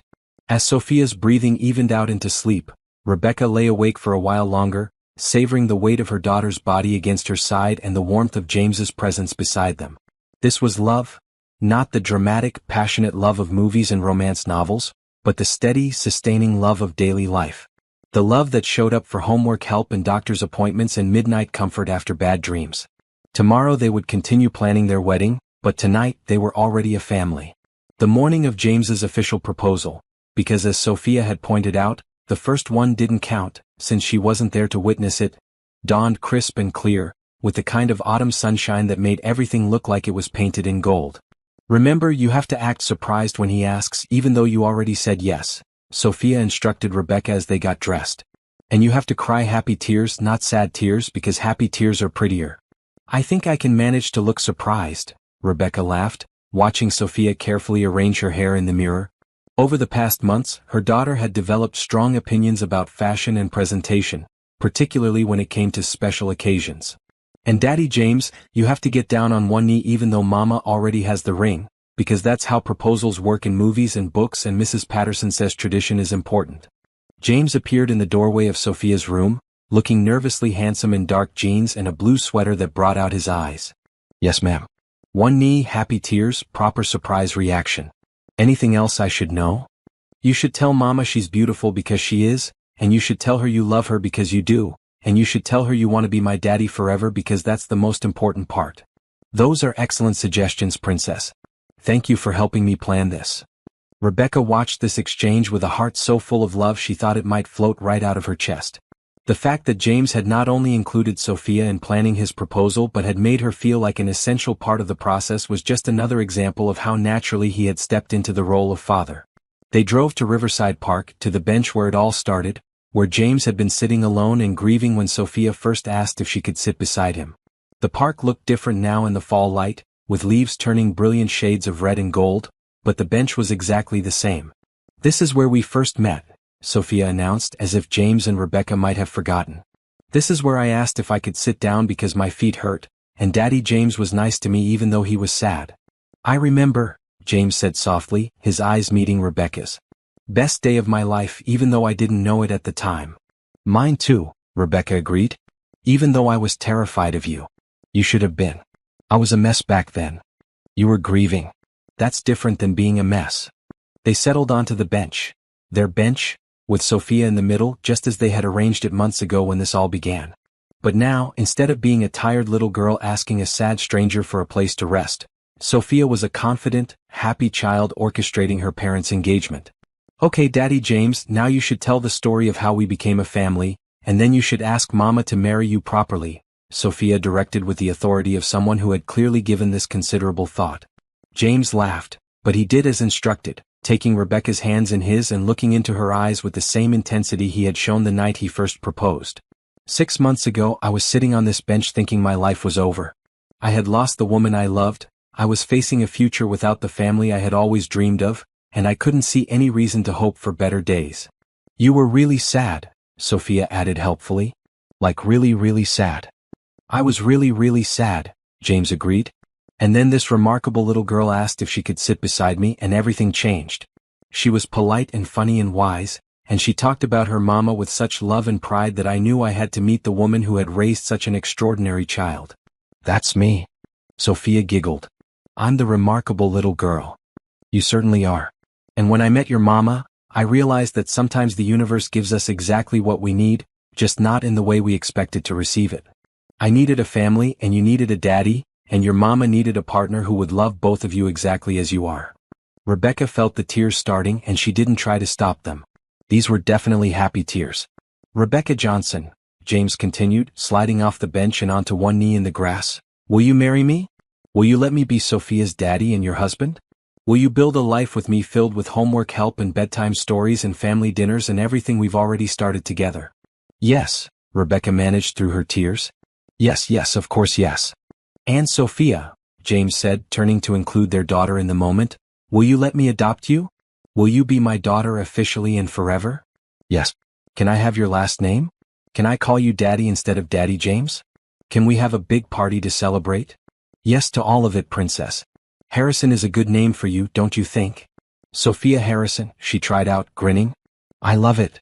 As James slipped the ring onto Rebecca's finger for the second time, this time with their daughter as witness, Rebecca felt the same sense of rightness she had experienced that first evening, but magnified by everything they had built together since then. Now we need to take pictures, Sophia announced, pulling out the small camera James had given her for her birthday. This is history. This is the day we officially became a family. They spent the next hour taking pictures, silly ones, serious ones, candid shots of Sophia directing them into various poses, and quiet moments of the three of them simply being together in the place where their story began. You know what we should do now? Sophia said as they prepared to leave the park. We should go tell Mrs. Rodriguez and Mrs. Patterson and everyone at Mama's school and everyone at Daddy James's work. How about we start with lunch to celebrate and then we can make some phone calls? Rebecca suggested, laughing at her daughter's enthusiasm. Can we go to that fancy restaurant where they give you bread before you order? The one with the cloth napkins. We can go anywhere you want, princess. This is your day too. As they walked back to the car, Sophia skipping ahead of them with boundless energy, James caught Rebecca's hand and stopped her for a moment. Any regrets? Second thoughts? This is a big step we're taking. My only regret is that it took us so long to find each other. My only second thought is wondering how I got lucky enough to deserve this. We all deserve this. We all deserve love and family and happiness. We just had to be brave enough to choose it when it showed up in an unexpected package. I love you, James Harrison. I love you too, Rebecca Johnson. Soon to be Rebecca Harrison. And I love both of you. Sophia called back to them. Can we please go eat fancy bread now? All this love stuff is making me hungry. That afternoon they called everyone they could think of to share their news. Rebecca's supervisor at the nursing program, who had become something of a mentor, cried happy tears. Over the phone, Mrs. Rodriguez from their old apartment building screamed so loudly they had to hold the phone away from their ears. James's business partner, who had watched him transform from a grieving widower into a happy family man, insisted on throwing them an engagement party. But the call that meant the most was the one to Sophia's teacher, Mrs. Patterson, who had watched their daughter bloom over the past months as her home life became more stable and secure. Sophia has been like a different child this year, Mrs. Patterson told them over speakerphone. She's always been bright, but now she's confident too. She talks about her family with such pride and joy. You've given her something precious. The security of knowing she's loved and wanted and chosen. She gave us something precious too, James replied. She taught us that families can be created from love and choice, not just biology. That's a lesson more people should learn. Congratulations to all three of you. I can't wait to see the wedding pictures. That evening, as they sat around their dinner table, their family dinner table, Rebecca looked at James and Sophia and felt a contentment so deep it seemed to radiate from her bones. So, she said, when should we have this wedding? Tomorrow. Sophia said immediately. Or next week. Or as soon as possible. How about next month? James suggested. That gives us time to plan something special, but not so much time that we have to wait forever. Next month sounds perfect. Small ceremony, just family and close friends? Can I wear a really fancy dress? And carry flowers? And can we have cake with 3 layers? Yes to the dress, yes to the flowers, and yes to the 3-layer cake, Rebecca laughed. But we're not spending a fortune on this. Simple and meaningful is better than expensive and elaborate. Actually, James said carefully, I'd like to do something special for this wedding. Not elaborate, but memorable. This is the only wedding any of us will ever have, and I want it to be perfect. James, you don't need to spend a lot of money to make it perfect. It's not about the money. It's about celebrating what we've built together, marking the moment when we officially become a family. Catherine and I had a small, simple wedding, and it was beautiful because it was real and meaningful. I want the same thing for us. What did you have in mind? The park where we met. Sunset ceremony. Just our closest friends and family. Simple but elegant, focusing on the promises we're making to each other and to Sophia. Can we have dancing? And can Mrs. Rodriguez make her special cookies? And can I give a speech about how happy I am? Yes, yes, and definitely yes, James said, pulling Sophia onto his lap. This is your wedding too, princess. You get to help plan everything. As they spent the evening making lists and dreaming about their perfect day, Rebecca felt the last of her doubts and fears melting away. This wasn't too good to be true, wasn't a fairy tale that would end at midnight. This was real life, messy and complicated and absolutely beautiful. In 1 month, she would marry the man who had chosen to love not just her but her daughter too. In 1 month, Sophia would officially become part of the Harrison family. In 1 month, their unexpected love story would take the next step toward forever. And Rebecca had never been more ready for anything in her life. The morning of the wedding dawned with unseasonable warmth for October, as if the universe had decided to bless their special day with perfect weather. Rebecca woke up in James's arms, soon to be her husband's arms, and felt a peace settle over her that she had never experienced before. Good morning, beautiful bride, James murmured against her hair, his voice still rough with sleep. Good morning, handsome groom. Ready to make this official? I've been ready since the day I met you. How about you? Any last-minute doubts or cold feet? Rebecca turned in his arms to face him, studying the face she had grown to love so completely. My only doubt is whether I'm dreaming all of this. My only cold feet are because you steal all the blankets. I do not steal blankets. I'm just naturally warm-blooded. Mama. Daddy James. Today's the wedding day. Sophia burst through their bedroom door with the energy of someone who had been awake for hours, already dressed in her flower girl dress despite the fact that the ceremony wasn't until sunset. Princess, we told you to knock before coming into our room, Rebecca said gently, though she was smiling at her daughter's excitement. Sorry? I was just too excited to remember. Can we have pancakes for breakfast? Wedding day pancakes with extra syrup. Wedding day pancakes sound perfect, James said, sitting up and pulling Sophia onto the bed between them. But first, I have something for both of my girls. He reached into the nightstand drawer and pulled out 2 small wrapped boxes, handing one to Rebecca and one to Sophia. James, we said no gifts until after the ceremony. These aren't wedding gifts. These are, thank you for letting me be part of your family, gifts. Inside Rebecca's box was a delicate bracelet with 3 interlocked hearts, gold, rose gold, and white gold, each one engraved with their initials. It's beautiful, she breathed, fastening it around her wrist. What do the different colors mean? Gold for Sophia because she's the sunshine that brought us together. Rose gold for you because you're the love that made me whole again. And white gold for me because I'm the lucky one who gets to be part of this family. And what's in Sophia's box? Rebecca asked, wiping away tears that were threatening to ruin her makeup before she'd even applied it.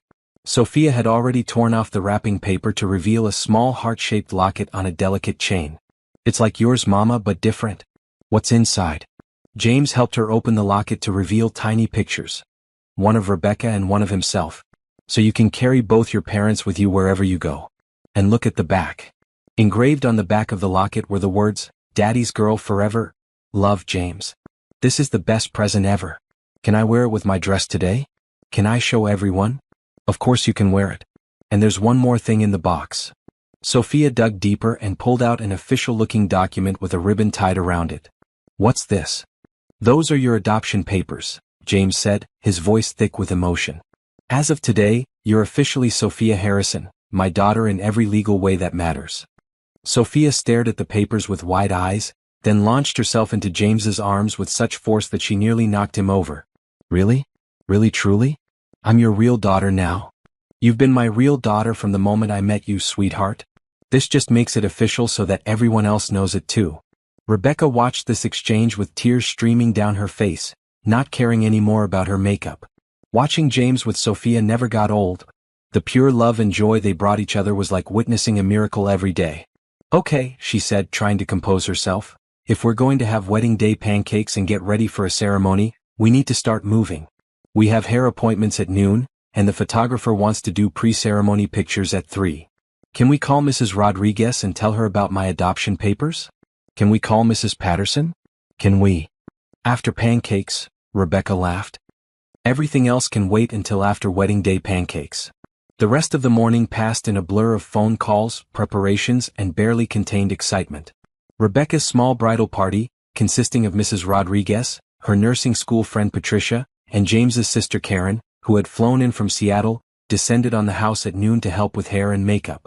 I still can't believe my brother is getting married again, Karen said, carefully applying Rebecca's mascara. After Catherine died, I thought he'd never find love again. But you brought him back to life. He brought us to life too, Rebecca replied. Sophia and I were just surviving before we met him. Now we're living. And what a beautiful life you're building together. Sophia is absolutely radiant today. I've never seen a child so excited about her parents' wedding. Through the bedroom window, they could see Sophia in the backyard with James and his business partner Michael, who was serving as best man. She was giving them detailed instructions about their roles in the ceremony, clearly taking her duties as wedding coordinator very seriously. She's been planning this wedding more than we have, Rebecca laughed. She has opinions about everything from the flower arrangements to the order of the processional. Smart girl. She knows this day is about all 3 of you becoming a family, not just about the bride and groom. At 3 o'clock, they drove to Riverside Park, which had been transformed into an intimate wedding venue. White chairs arranged in a semicircle faced the bench where Rebecca and James had first met, now decorated with white roses and trailing ivy. A simple arch covered in more flowers marked the spot where they would exchange vows, and strings of tiny white lights hung from the nearby trees, waiting to twinkle as the sun set. Oh my goodness, Rebecca breathed, seeing it all for the first time. James, this is perfect. Do you really like it? It's not too simple? It's exactly right. It's us, Beautiful because it's real and meaningful, not because it's expensive or elaborate. The photographer, a kind woman named Sarah who specialized in family portraits, spent the next hour capturing pre-ceremony moments. Pictures of Rebecca and James by their bench, of Sophia twirling in her flower girl dress, of the three of them together in the spot where their story began. "These are going to be treasured forever," Sarah told them as she worked. "The love between you three is so obvious, so genuine. These pictures will tell the story of how a family chose each other." As sunset approached and their small group of guests began to arrive, Rebecca felt a nervous flutter in her stomach for the first time all day. "Second thoughts?" James asked, appearing beside her as she touched up her lipstick in the car. "Just overwhelmed by how perfect this is. How perfect you are. How perfect our whole life together has been." "Not perfect," James corrected gently. "Real. Real is better than perfect." "Places everyone," Sophia announced, having appointed herself wedding director. "Mama, you need to go wait behind those trees so you can make your entrance. Daddy James, you go stand by the flower arch. Mrs. Rodriguez, you need to start the music when I give you the signal." Rebecca took her position behind a cluster of oak trees, her heart pounding with anticipation. In a few minutes, she would walk down a simple aisle toward the man who had chosen to love both her and her daughter. In a few minutes they would promise to be a family forever.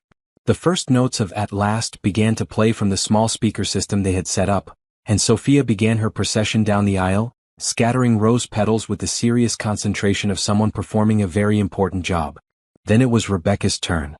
She stepped out from behind the trees and saw James waiting for her, looking handsome and nervous and absolutely perfect in his dark suit. But what made her breath catch was the expression on his face, pure joy, wonder, and love. She walked toward him slowly, taking in every detail of this moment she wanted to remember forever. Their small group of friends and family, all smiling and wiping away tears. Sophia, beaming with pride at her flower girl performance.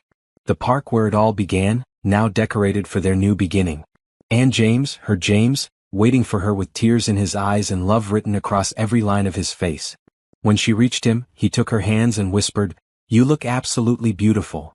"So do you," she whispered back. The officiant, a friend of James's who had gotten ordained specifically to perform their ceremony, began to speak about love and family and the bonds that tie people together. But Rebecca barely heard the words. She was too focused on James's face, on the way he was looking at her like she was the most precious thing in the world. "Rebecca and James have written their own vows," the officiant announced. "James, would you like to go first?" James cleared his throat and pulled a folded piece of paper from his pocket, though Rebecca suspected he had memorized every word.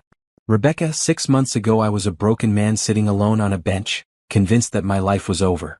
Then your daughter asked if she could sit beside me and everything changed. She led me to you and you both led me back to life." His voice broke slightly and he paused to collect himself. "I promise to love you exactly as you are, strong, fierce, protective, wise and beautiful. I promise to love Sophia as my own daughter, to support her dreams and celebrate her achievements and be the father she deserves.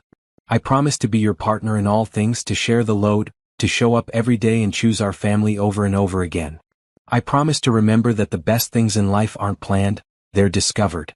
And you are the most wonderful discovery of my life." There wasn't a dry eye in their small audience, and Rebecca had to take several deep breaths before she could speak. "James, when I met you, I was so focused on protecting Sophia and myself that I almost missed the gift you were offering us. You didn't just want to love us, you wanted to choose us, to fight for us, to prove that you were worthy of our trust. You gave Sophia a father who adores her, and you gave me a partner who sees my strength instead of my struggles. You showed us that families aren't just born, they're built with patience and commitment and daily acts of love. I promise to trust in the love we've built together. I promise to let you share our burdens and multiply our joys. I promise to choose you every day in good times and bad for the rest of our lives. And I promise to never forget that the best day of my life started with a tired little girl asking a stranger if she could sit down." As they exchanged rings, simple gold bands engraved with their wedding date, Rebecca felt the last piece of her old life falling away. She was no longer Rebecca Johnson, single mother struggling to make ends meet. She was Rebecca Harrison, beloved wife and partner, part of a family that had chosen each other with open hearts and open arms. "By the power vested in me by the state and by the love that brought us all together today, I now pronounce you husband and wife. James, you may kiss your bride." As James cupped her face in his hands and kissed her softly, Rebecca heard Sophia cheer and their friends applaud, but all she could focus on was this moment, this man, this new beginning they were stepping into together. Ladies and gentlemen, I present to you the Harrison family. As they walked back down the aisle together, Sophia running ahead to throw more flower petals, Rebecca caught sight of their wedding photographer capturing every moment. Years from now, when Sophia was grown and starting her own family, these pictures would tell the story of how three people found each other and chose to become one family. The reception was simple but perfect. Dinner at long tables under the trees, toasts that made everyone laugh and cry, and dancing to a playlist Sophia had helped create. Rebecca's first dance with James was to The Way You Look Tonight, but her favorite moment was when James danced with Sophia to My Girl, both of them singing along off-key and laughing. "Are you happy, Mrs. Harrison?" James asked as they swayed together during the last song of the evening. "Happier than I ever thought possible, Mr. Harrison. Ready to start forever with me? I can't wait." As they drove home that night, home to their house, their life, their family, Sophia fell asleep in the back seat clutching her bouquet and her adoption papers, still wearing her flower girl dress. "Best day ever," Rebecca murmured, leaning against James's shoulder. "Best day so far," he corrected. "We have so many more ahead of us." And Rebecca knew he was right. This was just the beginning of their story together. 1 year later, Rebecca stood in the nursery of their home, gently rocking two sleeping babies while watching the early morning sun stream through the windows.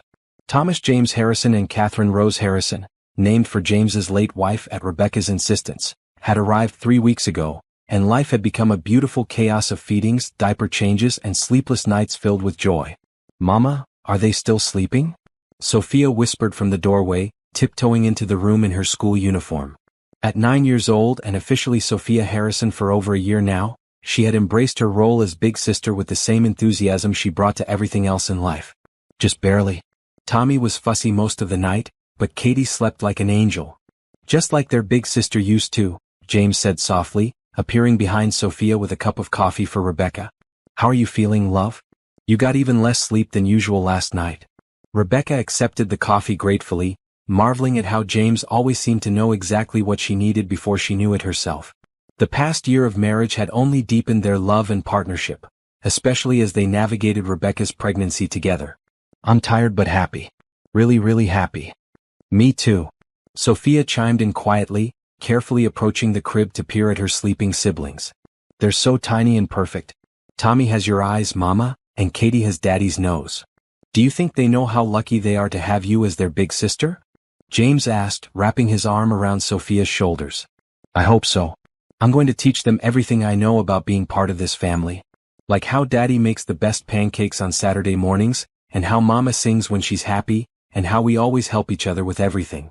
Rebecca felt tears prick her eyes as she watched her husband and daughter together. The bond between them had only grown stronger over the past year, solidified by the adoption and deepened by daily acts of love and commitment. Speaking of helping each other, James said, "Why don't I take the morning feeding shift so you can get a little more sleep before your first day back at work?" Rebecca had graduated from nursing school with honors just 2 months before the twins were born, and today she was starting her new job at the Children's Hospital. A dream position that would let her combine her natural nurturing instincts with her education. "Are you sure?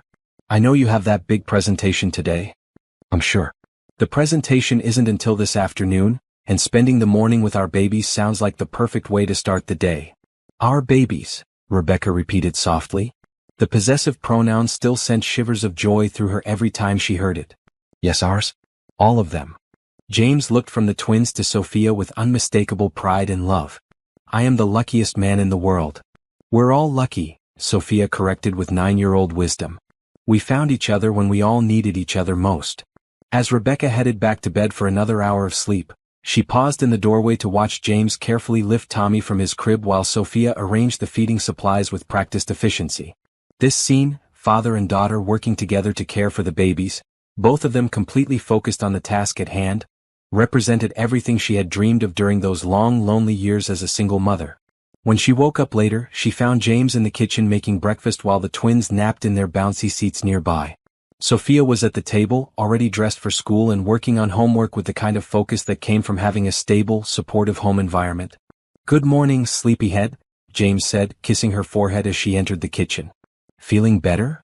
"Much better." "How were the twins?" "Perfect angels. Tommy ate like he was starving, and Katie just gazed at me with those big eyes like she was trying to figure out who I was.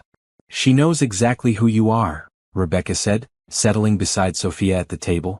How's the homework coming, sweetheart? Really good. I'm writing a report about families for social studies, and Mrs. Patterson said I could write about our family since we're non-traditional but beautiful. She says the best families are the ones built on love and choice. What did you write about us? James asked, sliding a plate of eggs and toast in front of Rebecca.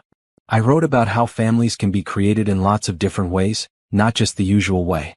I wrote about how you chose to be my daddy even though I wasn't born to you, and how that makes you even more special because you didn't have to love me but you wanted to. James sat down heavily, clearly moved by Sophia's words.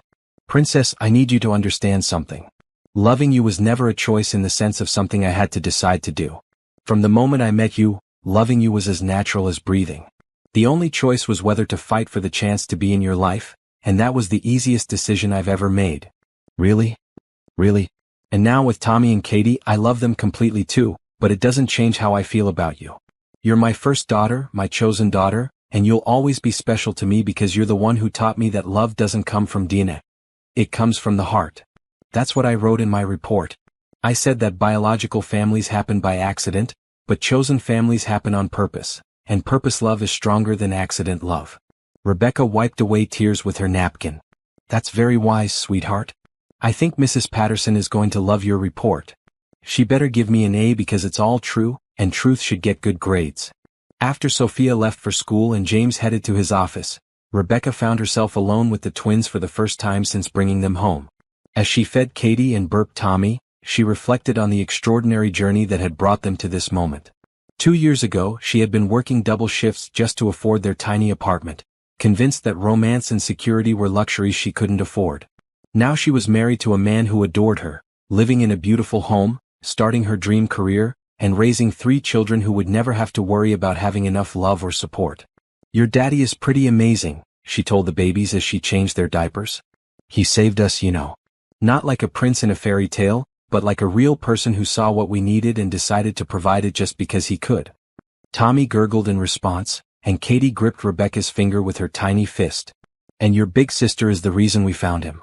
She was brave enough to ask a stranger if she could sit down, and that one question changed all of our lives forever. The phone rang, interrupting her musings. It was James calling from his office. How's your first day alone with the twins going? Wonderfully. They're being perfect angels, just like their daddy predicted. And how are you feeling about starting work next week? Excited and nervous. It's been so long since I worked somewhere that I actually wanted to be, doing something I'm passionate about. You're going to be incredible at it. Those kids at the hospital are lucky to get you as their nurse. Thank you for believing in me, for supporting my dreams even when they seemed impossible. Thank you for letting me be part of making them come true. Listen, I have to run into this meeting, but I wanted to tell you something. What's that? I love our life. I love our chaos, our sleepless nights, our full house, our crazy schedule. I love that we went from being 3 lonely people to being a family of 5. I love everything we've built together. I love it too. All of it. Good. Because this is just the beginning. We have years of school plays and birthday parties and family vacations and teenage drama ahead of us. And college graduations and weddings and grandchildren someday. Lots of grandchildren, I hope. This house is too big to stay quiet forever. After they hung up, Rebecca carried the twins to the living room and settled into the rocking chair by the window. The same window where she used to sit during her pregnancy, marveling at the fact that she was carrying James's children, that their love had created new life. You two are miracles, she told them softly. Not just because you exist, but because you represent everything your daddy and I dared to hope for. A future full of love, a family that chooses joy, a home where everyone belongs. She thought about the conversation she and James had had a few months ago, when they learned they were having twins. Are you worried about having biological children after loving Sophia for so long? She had asked him one night as they lay in bed, her growing belly between them. No, he had answered without hesitation. Love multiplies, it doesn't divide. Having Tommy and Katie won't change how I feel about Sophia any more than having Sophia changed how I feel about Catherine's memory. The heart gets bigger, not smaller, when it has more people to love. He had been right, of course. Watching him with all 3 children over the past few weeks had proven that love truly did multiply. He was completely devoted to the twins, but his relationship with Sophia remained as strong and special as ever. The front door opened and Sophia's voice echoed through the house. "Mama. I'm home. How are Tommy and Katie? Did they miss me?" "We're in the living room, sweetheart. And yes, I think they missed their big sister." Sophia bounded into the room, dropping her backpack and immediately reaching for Tommy. "Can I hold him? I promise I'll be careful." "Of course you can hold him." As Rebecca watched Sophia carefully cradle her baby brother, singing to him in the same soft voice Rebecca used, she felt a completeness she had never imagined possible. This was what family looked like. Not perfect, not always easy, but real and loving and committed to each other's happiness. "Mama, can I tell you something?" "Always, sweetheart." "Sometimes I think about that day when I asked to sit on the bench with Daddy James. I think about what would have happened if I had been too shy to talk to him, or if he had said no, or if you had never let me be friends with him. What do you think would have happened? I think we would have missed out on the best thing that ever happened to us. I think Daddy James would still be sad and lonely, and we would still be worried about money all the time, and Tommy and Katie would never have been born." "You're probably right about that. So I'm glad I was brave that day. I'm glad I asked the question that changed everything." "Me too, sweetheart. Being brave doesn't mean you're not scared. It means you do the right thing even when you are scared. And asking Daddy James if you could sit with him was one of the bravest things anyone has ever done. Do you think I'll need to be brave like that again someday?" "I think brave people like you are always finding ways to make the world better for themselves and the people they love. But you don't have to worry about that now. Right now, you just get to be a kid and a big sister and enjoy being part of this family we built together." When James came home that evening, he found all 5 members of his family in the living room. Rebecca grading some practice nursing exams, Sophia reading to the twins from one of her chapter books, Tommy and Katie sleeping peacefully in their bouncy seats. "This," he said, standing in the doorway and taking in the scene, "is everything I ever wanted." "Good timing," Rebecca said, looking up from her papers. "Dinner's ready, and Sophia has news about her family report. I got an A+, Sophia announced proudly. Mrs. Patterson said it was the most beautiful essay about family she's ever read, and she asked if she could read it to the other classes as an example of excellent writing. "That's wonderful, Princess. I'm so proud of you." And she said something else too. She said that families like ours prove that love is stronger than biology, and that chosen love is the most powerful force in the world. "Mrs. Patterson is a very wise woman," James said, settling onto the couch beside Rebecca and reaching for Katie. "And you are a very wise daughter." As they sat together in their living room, surrounded by the beautiful chaos of their full, happy life, Rebecca thought about the journey that had brought them here. It hadn't been easy. There had been moments of doubt, times when the adjustment to their new life felt overwhelming, nights when the twins crying tested everyone's patience. But through it all, they had chosen each other over and over again. They had chosen to be patient when things were difficult, to be grateful when things were good, and to remember that the best things in life were worth fighting for. "What are you thinking about?" James asked, noticing her thoughtful expression. "Just, all of this. How perfect it turned out to be, even though none of it was planned." "The best things never are planned," Sophia said wisely, not looking up from her book. "They just happen when people are brave enough to love each other." "Where do you learn these things?" Rebecca laughed. "From you and Daddy James. You taught me that love is a choice you make every day, not just a feeling you have. And you show me what it looks like to choose love even when it's hard or scary or different from what you expected." As the evening settled around them, dinner shared around their table, homework help given and received, bedtime stories read, lullabies sung, Rebecca felt the deep satisfaction of a life well lived. Not because it was perfect or easy, but because it was full of people who had chosen to love each other fiercely and completely. Later that night, as she and James settled into bed after the late-night feeding, Rebecca curled up against his side and listened to the quiet sounds of their sleeping house. "Any regrets?" James asked quietly, the same question he had asked her on their wedding day. "Only one," Rebecca said, tracing patterns on his chest with her finger. "What's that?" "I regret that it took us so long to find each other. I regret all those years when Sophia didn't have a daddy and you didn't have a family and I didn't have a partner. I wish we could have had more time together. But if we had met earlier, we might not have been ready for each other. You might not have been ready to trust someone with Sophia's heart, and I might not have been ready to appreciate what real love looks like. You think we met at exactly the right time? I think we met when we all needed each other most. Sophia needed a father, you needed a partner, and I needed to remember what it felt like to be needed and wanted and loved. The timing was perfect even if it didn't feel like it at the time. I love you, James Harrison. I love you too, Rebecca Harrison." All of you, you and Sophia and Tommy and Katie and whatever other surprises life brings us. Other surprises? Who knows? Maybe we'll adopt more children someday, or maybe our biological kids will give us grandchildren to spoil, or maybe we'll foster teenagers who need a family. I'm open to whatever comes our way as long as we face it together. Together, Rebecca agreed, feeling sleep beginning to claim her. Always together. As she drifted off to sleep in her husband's arms, in the house they had filled with love and laughter, surrounded by the children who called them both Mama and Daddy, Rebecca felt a gratitude so deep it seemed to emanate from her very soul. 2 years ago, she had been a single mother struggling to survive, convinced that happiness was a luxury she couldn't afford. Now she was living a life so full of love and joy that sometimes she had to pinch herself to make sure it was real. And it had all started with a tired little girl asking a sad stranger if she could sit beside him on a bench. Sometimes the most extraordinary love stories began with the simplest questions, and sometimes the greatest families were built not from blood, but from the choice to love each other completely, unconditionally, and forever.